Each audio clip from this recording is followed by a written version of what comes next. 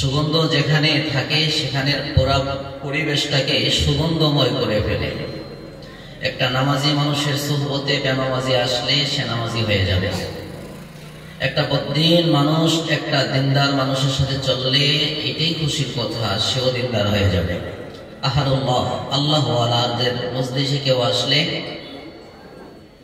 সামান্য একটু সময় গুজার করার জন্য, অতিবাহিত করার জন্য কেউ বসলেও সেও আলহামদুলিল্লাহ আহলুল্লাহর সুহবতে সেও আহলুল্লাহ হয়ে যেতে পারে, আল্লাহ ওয়ালা হয়ে যেতে পারে। দুনিয়া এটা সাময়িক সময়ের জন্য, স্থায়ী নয়, অনস্থায়ী। স্বল্প সময়ের জন্য আমরা এখানে এই জীবন নামক এই হায়াতটা উপহার পেয়েছি। আমাদের জন্য এই হায়াত যেন নষ্ট না হয়, সে ফিকিরে, সে তামান্নায়, সে আদর্শে আমাদেরকে আদর্শবান হতে হবে। আমরা যেন খুশবু ছড়াইতে পারি সারা পৃথিবীর জমিনে, বেআমলওয়ালা মানুষকে যেন আমলের দিকে নিয়ে আসতে পারি। এই জন্য আজকে বিশেষ করে দাওরায়ে হাদিস যারা বুখারী শরীফ সমাপন করেছেন, পুরা 1 বছর অক্লান্ত পরিশ্রম মেহনতে উস্তাদরা হাদিসের শুরু থেকে শেষ পর্যন্ত তাদেরকে দরসের মাধ্যমে প্রত্যেকটা বিষয়কে বুঝিয়েছেন, শিখিয়েছেন, শুনিয়েছেন। হেফজ বিভাগের ছাত্ররা শুরু থেকে শেষ পর্যন্ত কোরআনের হেফজ শেষ করেছে, প্রত্যেকটি হরফে হরফে শুদ্ধ করে করে শেষ পর্যন্ত পড়েছে। তো এটা হলো একটা খুশবু।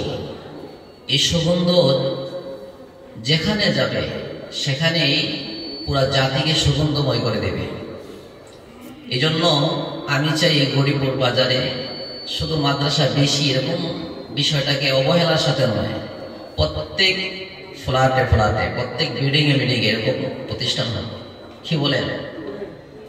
যে জায়গায় দাওরায়ে হাদিস শেষ করার মতো এরকম পরিবেশ করবে, জাতিকে খুশবু দিবে, দিন শিখাবে, দিনের দরজ দিবে, ক্বালা ক্বালা রাসূলুল্লাহ সাল্লাল্লাহু আলাইহি ওয়াসাল্লাম শিখাবে, আল্লাহ বলা মানুষকে আল্লাহর পথের দিকে নিয়ে আসবে, বদ্দিন মানুষকে দিনের দিকে নিয়ে আসবে, বেনামাজি মানুষকে নামাজের দিকে নিয়ে আসবে।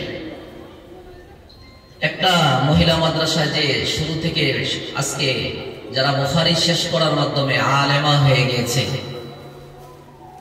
এই মেয়েটা, এই আমার আদরের বোনটা যদি চায় আমি যেই পাত্রে ধারণ করব, আমি যেই সমাজে যাব, আমি যেই বাড়িতে যাব, যেই ঘরের আমি মেহমান হব, সেখানে যদি আমি চাই তাহলে প্রত্যেকটা মানুষকে আমি টার্গেট করব পাঁচওয়াক্ত নামাজি বানানোর জন্য, আখলাকের জিন্দেগি তাকে উপহার দেওয়ার জন্য, সুন্দর জীবন গঠনের ভালো একটা প্রত্যয় তাকে আমি আমার খুশবু দিয়ে, আমার সারা জীবনের ত্যাগ ও তিতিক্ষার ফল যেটা আমি লাভ করেছি ওস্তাদদের থেকে, এই আল-মদিনা মাদ্রাসা থেকে, যেটা আমি লাভ করেছি, যেটা আমি ধারণ করেছি, এটা আমি বিশ্বময় ছড়াই দেব। অন্তত আমার পরিবারের প্রত্যেকটা সদস্যদেরকে আমার এই আখলাক, আমার এই নুরানি চরিত্রটাকে সবাইকে এমন ভাবে মুগ্ধ করব যেভাবে রাসূলুল্লাহ সাল্লাল্লাহু আলাইহি ওয়াসাল্লাম কিতাবের মধ্যে লিখেছে যে রাসূল সাল্লাল্লাহু আলাইহি ওয়াসাল্লাম দ্বীন ও তরবিয়তের বয়ানের মাধ্যমে যতটুকু করেছেন, এর থেকে বেশি মানুষ, বদ্দিন মানুষ, মুসলমান ইসলামের ছায়াতলে এসেছে তার আখলাকে। আল্লাহ তাআলা আমাদের সবাইকে নুরানি আখলাকে তৌফিক দান করেন, এই মাদ্রাসাকে কবুল করেন। ওয়া আখিরু দাওয়ানা আলহামদুলিল্লাহ। মাশাআল্লাহ, হযরত আমাদের সম্মুখে গুরুত্বপূর্ণ তাকরীর পেশ করেছেন। আমাদের সম্মুখে আমাদের প্রধান মেহমান উপস্থিত হয়েছেন আলহামদুলিল্লাহ আল্লামা শেখুল হাদিস আল্লামা আহসানুল্লাহ সাহেব দাওয়াত বরকাতুহুল আলিয়া আমাদের সম্মুখে উপস্থিত হয়েছেন।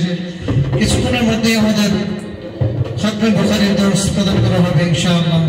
আমাদের দাওরা ফারিগিন ছাত্রীরা আমরা সবাই প্রস্তুতি নিয়ে নিই, আমাদেরকে কিছুক্ষণের মধ্যেই আমাদের আখিরি দরস হুজুর পেশ করবেন।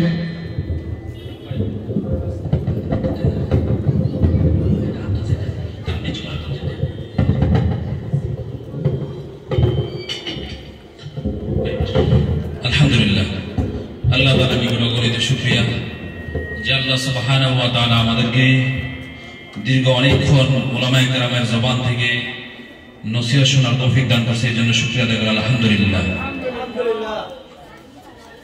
আলহামদুলিল্লাহ। আল-মদিনা মাদ্রাসা 2018 সাল থেকে এই গৌরীপুর বাজার দিনের খেদমত হিসেবে আঞ্জাম দিয়ে আসছে। এই 2018 সাল থেকে এই পর্যন্ত আপনাদের দোয়া এবং শুকরিয়া যে আপনাদের সহযোগিতায়, সার্বিক সহযোগিতায় যে এই পর্যন্ত দাওরায়ে হাদিস পর্যন্ত আল্লাহ তাআলা আসার তৌফিক দান করেছে, সেজন্য শুকরিয়া আদায় করি আলহামদুলিল্লাহ।